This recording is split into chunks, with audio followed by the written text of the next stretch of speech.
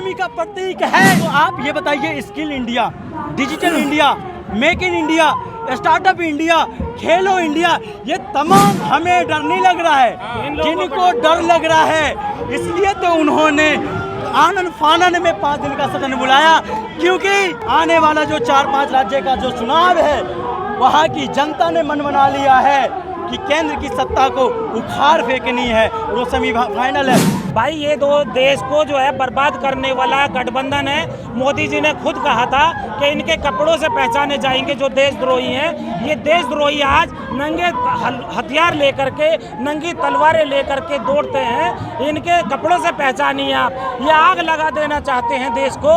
ये तिरंगे को मैं पूछना चाहता हूँ, जहाँ तिरंगा होता है वहाँ तिरंगा नीचे लगाते हैं, जो इनका कलर होता है उसको ऊंचा लगाते हैं। तो ये देश को बर्बाद कर देना चाहते हैं और नाम लेते हैं वन नेशन वन इंडिया। ये सब लोगों को धोखा दे रहे हैं।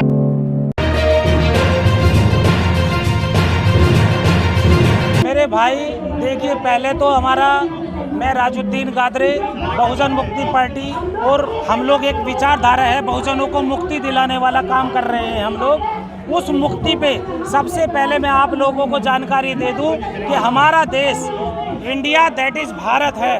ये लोग आपस में षड्यंत्र रचा रहे हैं। कोई इंडिया INDIA उसका अलग है नाम, और जो हमारा इंडिया दैट इज भारत लिखा गया भारतीय संविधान में उसका अर्थ अलग है। क्योंकि हमारी जो देश को अंग्रेज लोग छोड़ करके गए, वो अगस्त में छोड़ करके गए थे, इसलिए उसका इंडिया से बाबा साहब ने नाम लिया था। और इंडिया इसीलिए पूरा खोल करके बतला दिया कि ब्राह्मणवाद मनुवादी जो है लोग हमारे ऊपर कुछ अपना हिंदू राष्ट्र ना बना दे। उस राष्ट्र से बचाने के लिए, मनुवादी से बचाने के लिए सबको अपना हक मिले, सब उसमें धर्म बराबर होते हैं, समता समानता न्याय बंधुता और स्वतंत्रता पर आधारित हमारा जो भी मज़हबवाद का मजहब है वो इस देश का मूल निवासी है। क्योंकि यहाँ जो रहने वाले SC ST OBC माइनॉरिटीज़ के लोग हैं वो एक ही परिवार के, एक ही बोध में भारत के लोग हैं, एक ही इंडिया के लोग हैं। लेकिन जहाँ ये गए वो गए, सबके अलग अलग सिख बौद्ध धर्म ऐसी विचारधारा अलग अलग हुई है। लेकिन अरे भाई साहब 10 करोड़ नहीं, तुम 50 करोड़ का इनाम रख लो। अभी देखो ना, सनातन वाले या कोई भी यहाँ से भाग गए उठा करके। जहाँ बहुजन का राज होगा वहाँ सनातन हो या हिंदूवादी हो या मनुवादी हो, यानी देश का जो गद्दार होगा वो यहाँ से भाग जाएगा।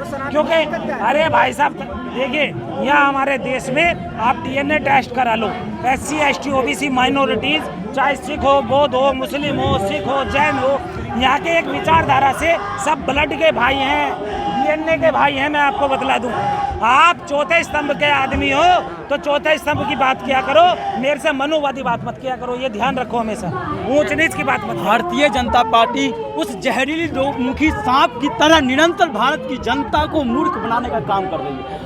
आप ये बताइए, यही भारतीय जनता पार्टी जब 1999 से 2004 के बीच में सरकार था, उस समय मुलायम सिंह यादव ने सदन के अंदर ये प्रस्ताव रखा था कि इंडिया का नाम बदलकर भारत रख दिया जाए, तो पूरी भारतीय जनता पार्टी सदन में विरोधाभास दिखा रही थी।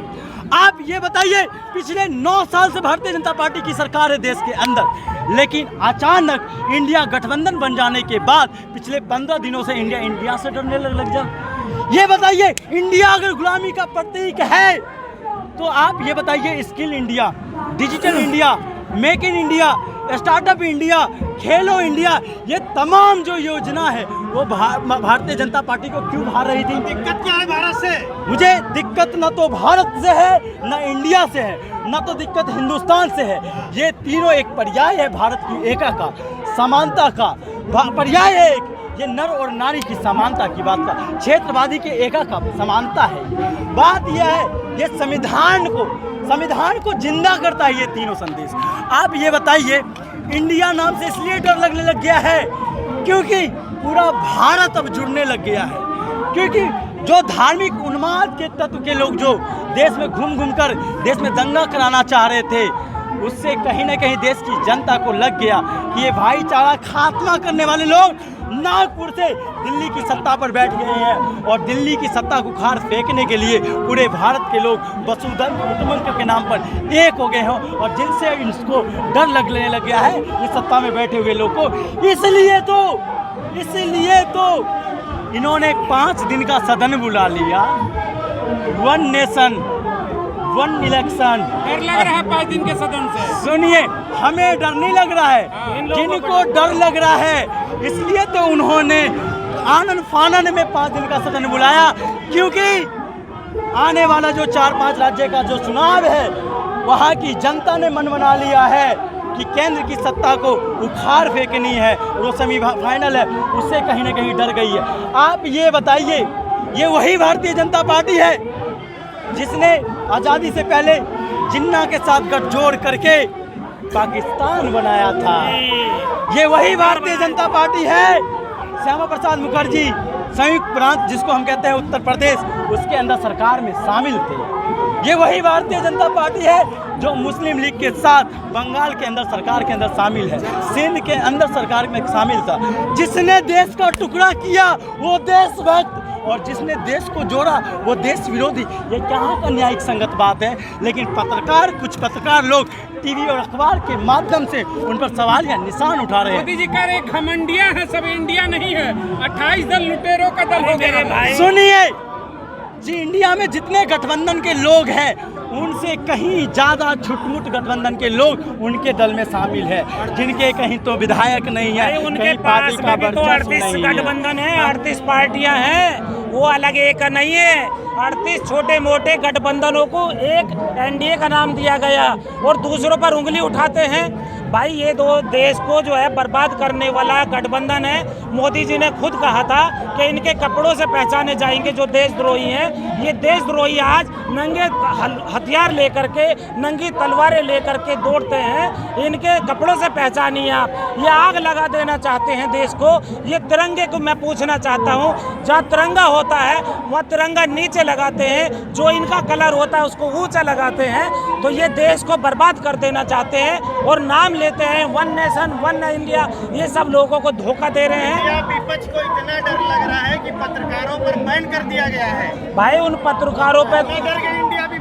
पत्रकारों पे बैन होना चाहिए जो बहुजन समाज के खिलाफ में गलत दुष्प्रचार कर रहे हैं और जो SC ST OBC माइनॉरिटीज जो DNA के भाई हैं उन्हें बांटने का काम करते हैं। और वो मैं आप लोगों के चैनलों से माध्यम से कह देना चाहता हूँ पूरे देशवासियों से, भाई पूरे देशवासियों से, भाई सुनिए 1 मिनट। अरे ये सब इनकी कठपुतली बन गई है, जिसका ये नाम लेते हैं पाकिस्तान, लेते हुए नहीं डरते हैं। पाकिस्तान से ही सीख ले लो, वो न्याय व्यवस्था कितनी बढ़िया है कि प्रधानमंत्री के खिलाफ की लाल लाल आंखें से कहते हैं कि चाइना से लेकर पाकिस्तान तक डरता है, देश सुरक्षित हाथों में है। सुनिए, उनके लाल आंखों की खमियाजा है कि हमारा अरुणाचल प्रदेश चाइना ने दिखा दिया, उत्तराखंड का चमोली जिला और पिथौरागढ़ इन्होंने चाइना के मैप में दिखा दिया।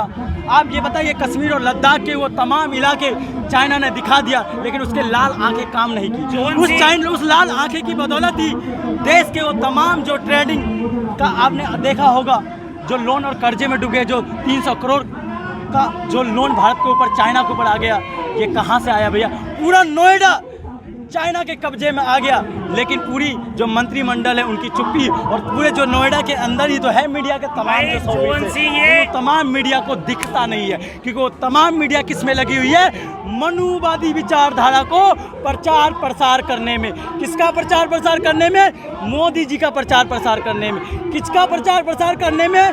देश को तोड़ने के प्रचार प्रसार में। इसका प्रचार प्रसार करने में देश की युवाओं को नक्सली, अर्बन और रूरल नक्सल बताने में। अरे मेरे भाई, इन लोगों को देखिए, जोन सी ये बात करते हैं हजरत औरंगजेब साहब की, उन्होंने समता, समानता, न्याय, बंधुता पर काम किया।